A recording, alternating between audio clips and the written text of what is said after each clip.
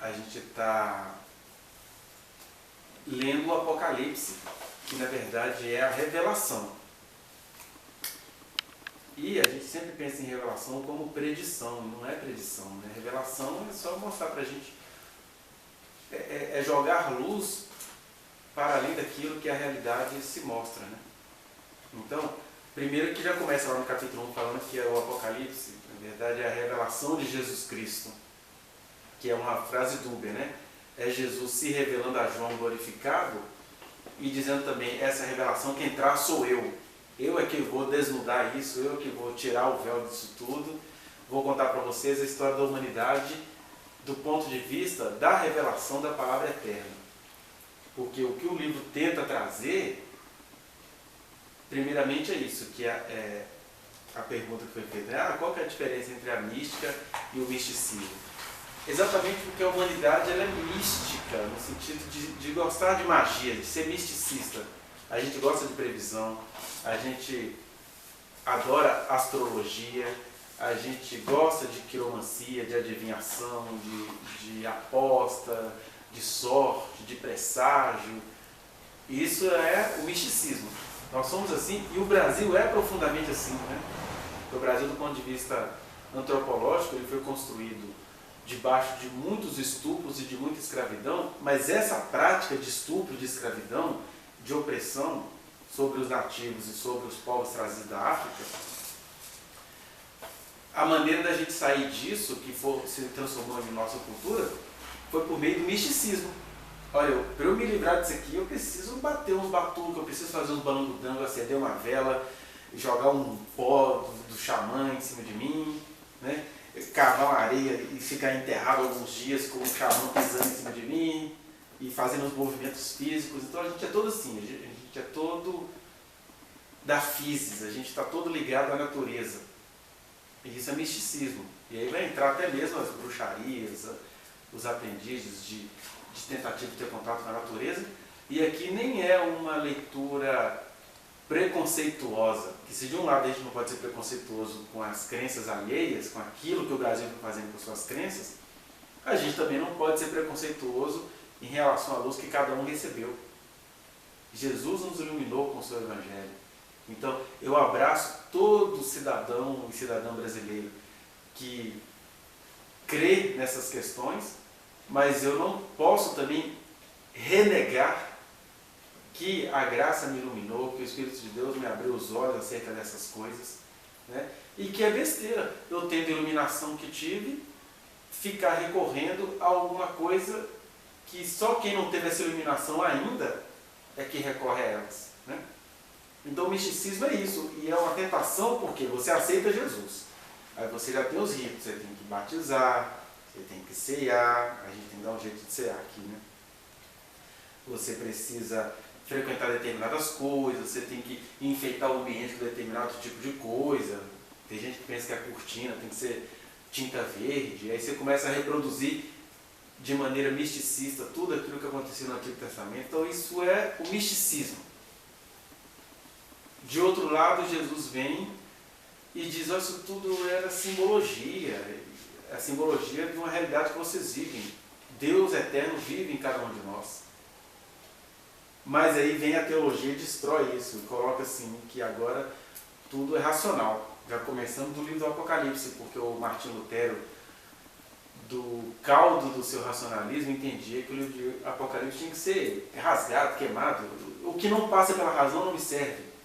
Disse Martinho Lutero no século XVI, onde você tinha lá, né, Martinho Lutero na teologia e John Locke na filosofia. Né? Então tinha esse racionalismo, e aí nascem essas igrejas bem racionalistas, colegiadas, herdando de um lado toda a filosofia grega e de outro lado toda a política romana.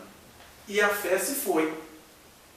Até que você vai ter ali no século XIX, no finalzinho do século XIX, um movimento de adventismo, né? Jesus está voltando, está todo mundo esperando que a volta dele está vindo, né?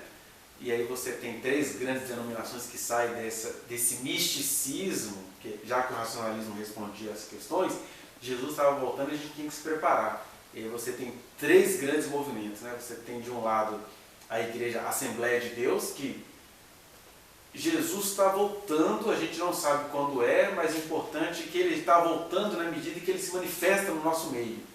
E aí você começa a ter o segundo critério de conversão. Você tem que provar para mim que você é batizado com o Espírito Santo. E começam essas manifestações públicas do batismo com o Espírito Santo, a criação da teologia pentecostal, que é uma caricatura, né? Teologia pentecostal. Por que eu tenho que enfatizar o dom de cura e desprezar o dom, por exemplo, do conhecimento? Isso é a teologia pentecostal.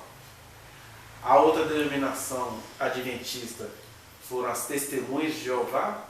Jesus não voltou, mas a gente começou a descobrir que não é que ele vai voltar, é que isso aqui é que vai virar uma nova terra, né?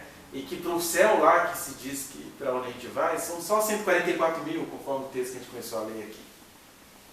E aí as testemunhas de Jeová ficaram com a missão de mostrar que Jesus vai voltar no sentido de que a gente vai fazer disso aqui um céu, uma terra, aí aquela famosa figura, né, da criança do lado do tigre, aquele paraíso aqui e agora. E a terceira grande denominação foram os adventistas do sétimo dia, que entre muitas coisas começaram a entender que Jesus vai voltar, grosso modo, mas enquanto ele não volta, a gente precisava voltar a algumas práticas, principalmente essa de que possivelmente Jesus não voltou porque a gente esqueceu de guardar o sábado. Por isso são adventistas do sétimo dia. Então, na medida que a gente vai guardando o sábado, a gente vai se tornando um receptório adequado para a volta de Jesus, né? Aí você tem as grandes obras da Ellen White, né, para os adventistas, você tem a Bíblia na versão Novo Mundo das Testemunhas de Jeová, e você tem todo o reboliço do movimento evangélico que aconteceu a partir da Igreja Assembleia de Deus. Isso porque foi uma resposta ao racionalismo que vinha, né, do século XVI até finais aí do século XIX. Mas, em se tratando de Brasil, a gente continua com essa mística. Brasileiro, né, a gente é muito místico, porque a gente precisa se apegar a alguma coisa que foi sendo resultado dessa violência com a qual a gente foi formado. Os evangélicos, por exemplo, quando eles não estão adorando algum rito, tem que ter algum óleo, tem que ter alguma coisa, eles estão adorando figuras humanas, autoridades humanas. Mas o que isso tem a ver com o texto que a gente leu? Que o Apocalipse é um convite para que a gente não perca a mística do Evangelho. O Evangelho é místico, o Evangelho aqui não tem ritual, aqui não tem recomendação que é para você entrar no corredor, pegar a oração da cortininha do pastor, passar o manto em ninguém, não tem nada disso. Mas tem uma linguagem toda mística. A revelação é isso, olha, por trás dos acontecimentos políticos, por trás dos acontecimentos ideológicos, por trás dos acontecimentos econômicos, por trás da vida, tem uma disputa, tem uma batalha, tem uma loucura acontecendo no céu. Paulo falava isso de maneira discreta nas cartas dele, a gente não entende, né? Vocês são cartas vivas, os principais e potestades ficam brigando entre si com cada ato que vocês estão fazendo. Aí vem o Apocalipse e dá uma detalhada nisso, né?